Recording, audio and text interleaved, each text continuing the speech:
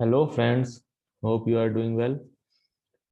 I am Vivekpal and this is my picture and these are all my achievements. And now forward to what we will do. We will discuss the paper of DFCIL 2018 and subject-wise analysis and the complete analysis.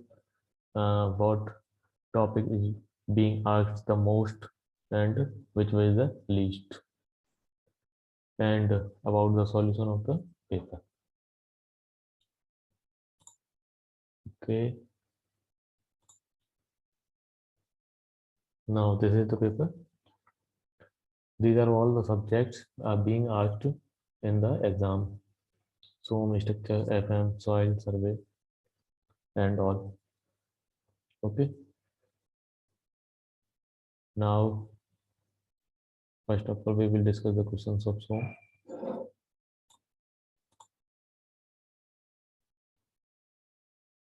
Question number 1.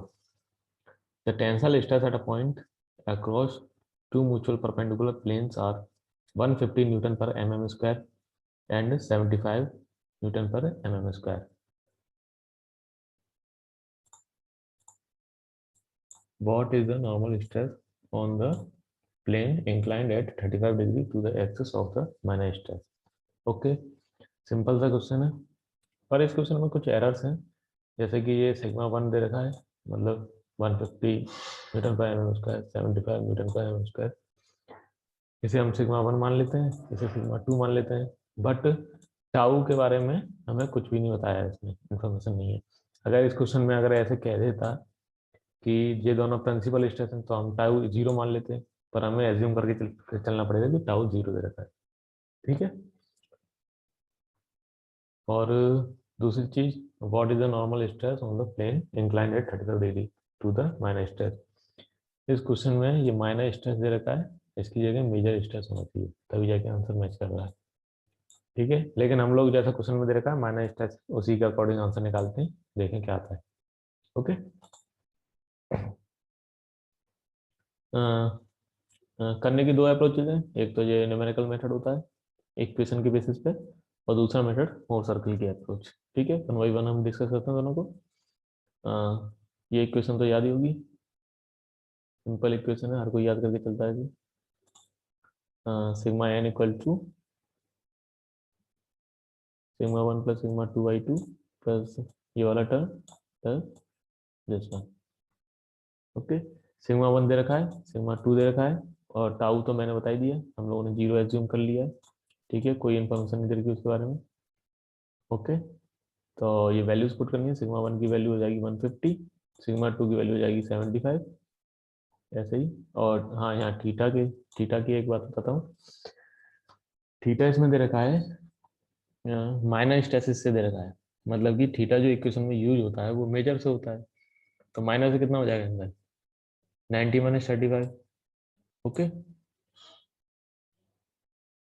ठीक, तो इसमें value put करेंगे हम लोग, answer आ जाएगा 93.67। Method 2 मोर circle का method है। Sigma 1 हमें, क्योंकि हमने टाउ 0 माना, दोनों प्रिंसिपल हो गए, सिग्मा 1 और सिग्मा 2 प्रिंसिपल स्ट्रेस हो गए, 75 is the minor one and 150 is the major one. Okay, minor से हमें एंगल दे रखा है कितना 35, then it will be twice of that, because Mohr circle में हर एंगल डबल होता है प्लेन्स के बीच में जो एक्चुअल एंगल है उसका। This one will be 70 degree. अब हमें सिग्मा एन निकालना है, सिग्मा एन कितना हो जाएगा, इस पॉइंट का प्रोजेक्शन ओरिजिन से, ये वाली डिस्टेंस क्या हो जाएगी सिग्मा एन। ठीक है, तो सिग्मा एन को निकालने के लिए हम क्या करेंगे, यहाँ से लेके यहाँ तक की हमें डिस्टेंस पता है, इन दोनों का सेंटर क्या हो जाएगा 112.5, ये वाला 112.5 में से हम इसका प्रोजेक्शन जो यहाँ पे होगा, ये वाली डिस्टेंस हम निकाल सकते हैं, रेडियस हमें पता ही है, इस तरीके से डाया बाई 2 से, मतलब डाया कितनी हो जाएगी 75, यहाँ से लेके यहाँ तक 75/2। ओके, 75/2 37.5 का कॉस कंपोनेंट इधर 37.5 cos 70 और इधर 12.2 आ जाएगा। फिर फाइनली सिग्मा एन क्या आ जाएगा 112.5 माइनस 12.82। तो this one will be the answer 19.68। Same answer आया दोनों मेथड में। ओके, इजी था क्वेश्चन, लेकिन बट एरर था क्वेश्चन में। Next question, the deflection of the center of the simple supported beam carrying point load at the center is given by। ये तो standard फॉर्मूले पे बेस्ड है, सभी को याद भी होगा ये फॉर्मूला कि सिंपल सपोर्टेड बीम में अगर पॉइंट लोड लगाएं हम सेंटर पर तो कितना डिफ्लेक्शन बनता है, WL³ by 48 EI। Okay, now the next question is, in the case of a triangular section the shear stress is maximum at the। shear stress पर क्वेश्चन है। now assume that it is the triangular section, this is the triangular section, इसका की shear stress diagram हमने side में बना रखा है और ये मैक्सिमम कहाँ पे दे रहा है, यहाँ पर। ये कौन सी लाइन है, सेंट्रल लाइन। कहाँ पे देगा ये मैक्सिमम, h/2 पे। टोटल लेंथ होगी h, दिस वन, मतलब ये कितनी हो जाएगी h/2। तो आंसर कितना हो जाएगा, हाइट ऑफ h/2। ओके, और ये some information about this question, tau यहाँ पे कितना होता है 3/2 ऑफ टाउ एवरेज। और यहाँ पे न्यूट्रल एक्सिस वाली लाइन पे, न्यूट्रल एक्सिस कहीं यहाँ पे होगा क्योंकि यहाँ पे ज़्यादातर वेट यहाँ पे इसका।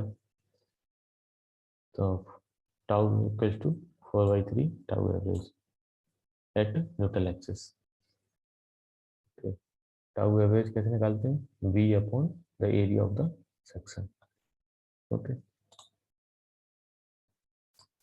Next question, a cylinder is considered to be thin cylinder if the thickness to internal dia of the cylindrical cell। इसका क्राइटेरिया है, अगर ये याद हो तो सिंपल क्वेश्चन है। फिर थिन सिलेंडर का क्राइटेरिया क्या होता है, T/D is less than 1/10 to 1/15। Okay, तो आंसर में 1/10 दे रखा है, 1/20 दे रखा है, और दो ऑप्शन दे रखे हैं 1/, इतना तो पता है लेस देन होगा, 1/10 and 1/20 is the option, so we will take the greatest one। greatest one होगा वो ज्यादा सटीक क्राइटेरिया है। Okay, so answer will be less than 1/20।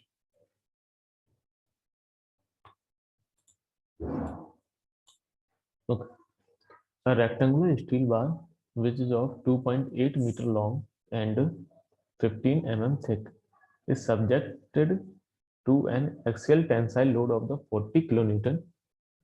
ठीक है, if width of the bar varies from 75 mm at one end to 30 mm at the other end, then what is the extension of the bar if E equals to 2 into 10 power, it power में होगा 2 into 10 power 6 Newton पर mm square. शायद ये E की value यहाँ पे गलत दे रखी है क्वेश्चन में, 2 into 10 power 5 होती है। Okay, this is a diagram, tapered bar है एक तरीके से स्टील की, जो कि कांस्टेंट थिकनेस की है।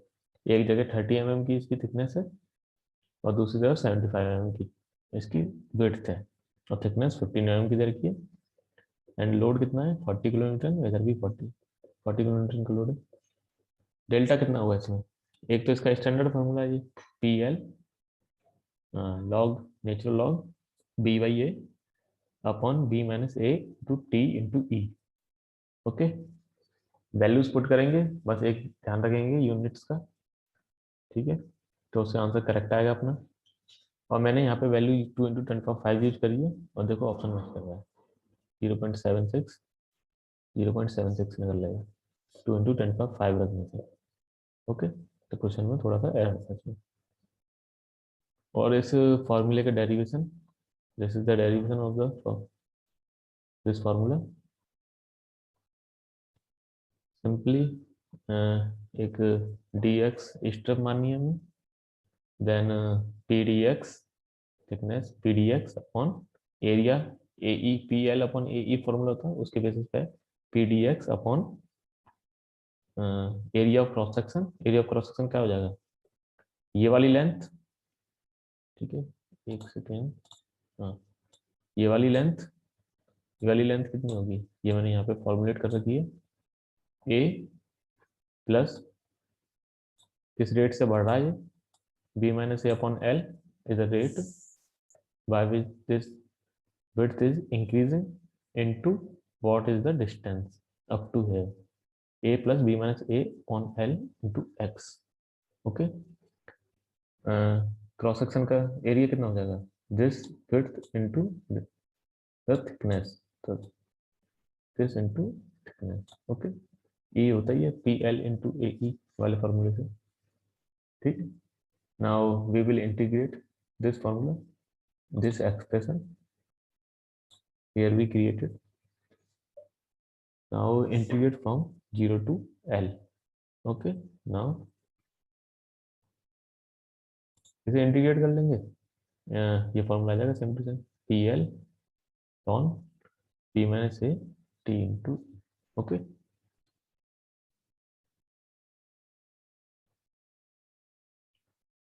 what is the section modulus for a rectangular beam of size 200 mm into 350 mm।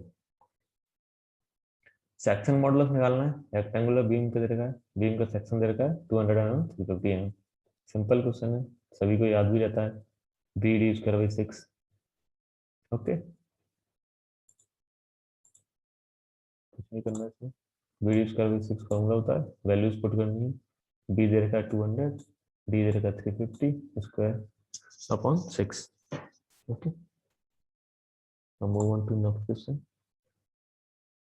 elongation of a bar due to self weight is computed by L is the length, E is the Young modulus of elasticity and W is the total weight of the bar। ठीक है, self weight की वजह से rectangular बार में कितना elongation होता है, इसका स्टैंडर्ड फॉर्मूला ये रहता है lambda L square by 2e, where lambda is the volume density, weight volume density. Okay, lambda की वैल्यू पुट कर देंगे, W बाई वॉल्यूम, तो वॉल्यूम कितना हो जाएगा area into length. Okay, L से एक एल से एक एल कैंसिल आउट हो जाएगा, फॉर्मूला क्या बन जाएगा W L upon 2AE। Okay, option में ए मिस कर दिया इन लोगों ने, तो मोस्ट अप्रोप्रिएटली ये वाला ऑप्शन मैच कर रहा है, एक को अगर हम इग्नोर कर दें तो most appropriate this will be the answer for the clamped free column the effective length is equals to.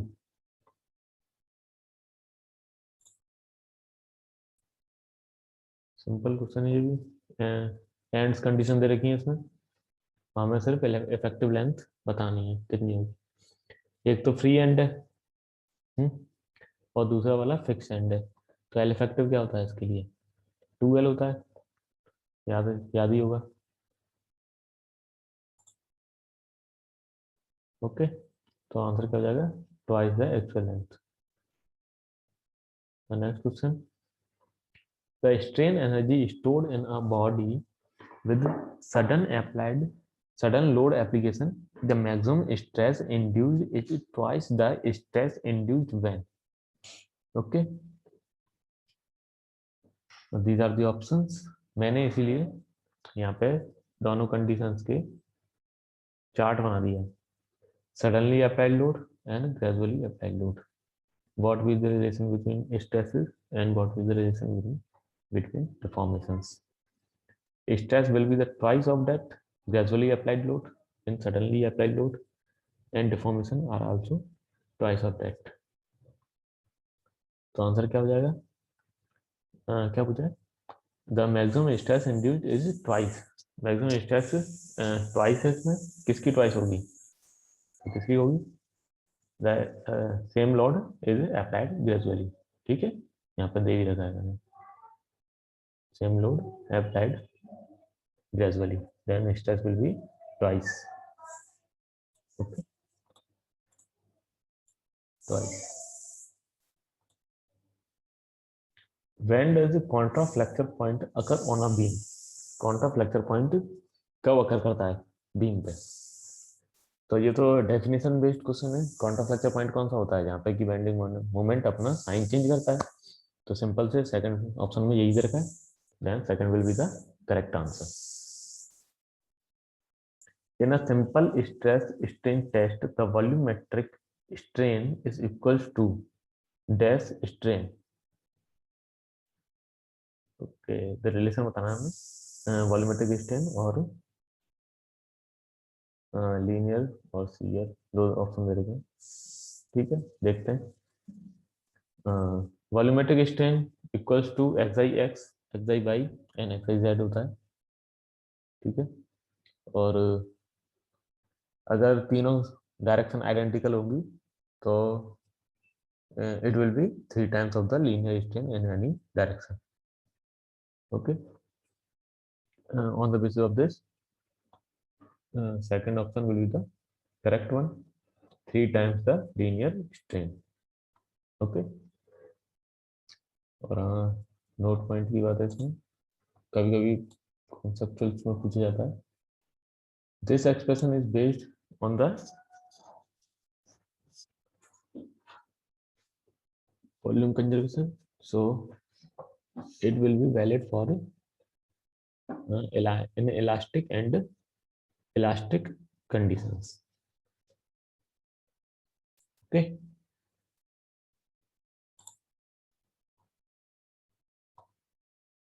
now sum is over. We will switch to next topic, structure. Structure से अभी तक कोई भी सवाल नहीं आया है इस वाले पेपर में. एफएम में जाते हैं. एफएम मतलब फ्लूइड मैकेनिक्स. फ्लूइड मैकेनिक्स में दो ही क्वेश्चन है. A fluid in which shear stress is more than the yield value and shear stress is proportional to shear strain is known as. ये भी एक कॉन्सेप्चुअल है.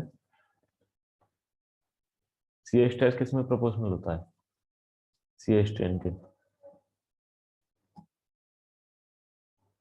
और yield वैल्यू से ज्यादा भी होना चाहिए.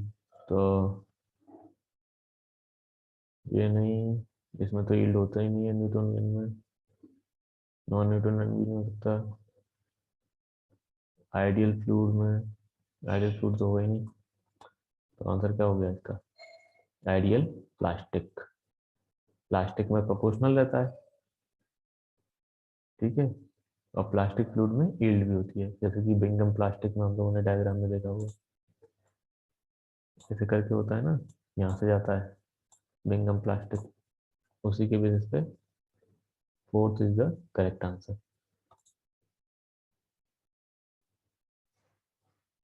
In the stability of a floating body, the stable equilibrium is attained if the meta center M point dash the center of gravity.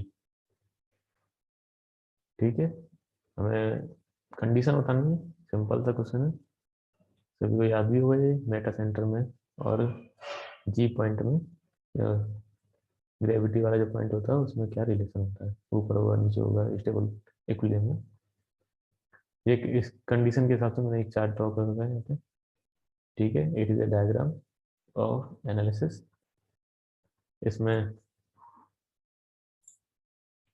इसमें जो मेटा सेंटर है और ये ग्रेविटी का पॉइंट है. तो इसमें साफ दिख रहा है स्टेबिलिटी कंडीशन बना रखी है मैंने. ठीक है, स्टेबिलिटी कंडीशन में क्या है, metacentre is above then the centre of gravity. ठीक है, तो मेटा सेंटर कहाँ लाई करेगा, ग्रेविटी से ऊपर। तो ऑप्शन कौन सा करेक्ट हो जाएगा, लाइज अबव। ओके।